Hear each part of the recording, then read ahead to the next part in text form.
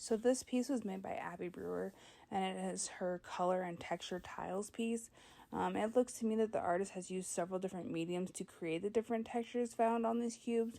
From what I can tell, on her more colorful cube, it looks like she has used a mixture of different colored masking or washi tape, either painted or cut out images, and what appears to me to be either colored construction paper or tissue paper.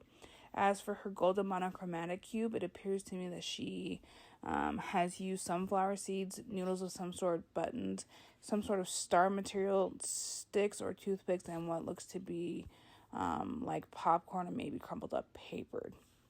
When looking at these cubes, I would say that they are abstract and that the noodles and sunflower seeds and the buttons feel like the predominant textures, and that the predominant colors with these pieces are gold, blue, orange, red, and a yellow-green. When looking at the two cubes, my eye is immediately drawn to the gold cube with all the really fun textures, specifically the side that has the noodles, the sunflower seeds, and the star-shaped items. The mood that I get from looking at these pieces is a whimsical chaos, and I think that the artists achieve this mood with the many different textures they have chosen and the use of placement and arrangement of these textures. To me, the golden cube almost seems otherworldly to me, and I think that is due to the whimsical nature. I would also say that the sense of chaos was created by the sheer amount of textures bunched up next to each other.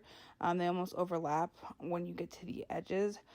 I would also say that on the colored cube, that sense of chaos is created by the way the colors and or shapes are arranged in conjunction with the tape and some of the images found underneath them. When interpreting this piece, I would say that the gold cube is more formal than conceptual, as there aren't really any historical or social references visible within the cube, and I'm not really encouraged to interpret or come to an overarching theme when looking at it. So I would say in this case of the process and the finished product is more important than the meaning of this cube.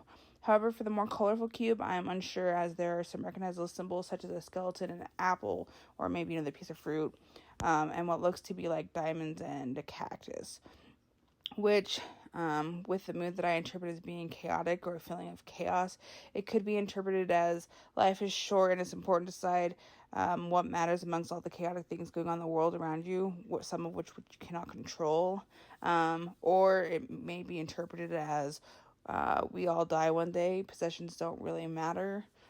So the colorful cube could be conceptual or formal. And evaluating these cubes, my initial thought was that they're both fun and intriguing and interesting to look at. And I thought to myself that they both seem abstract and formal. However, upon looking further at the colored cube, there are several ways the few recognizable symbols could be interpreted. I think the artist had obviously a good use of texture, and I particularly enjoyed the way they were arranged. I think the artist choosing to spray the whole cube gold really unified the whole piece. I also feel like the artist had good use of contrast between the two cubes and between all the different color tiles on their colored cube. I think that these pieces do have intrinsic value, as they are both beautiful and intriguing to look at. Overall, I think the artist did a great job, and it's a fantastical, whimsical, texturally rich piece.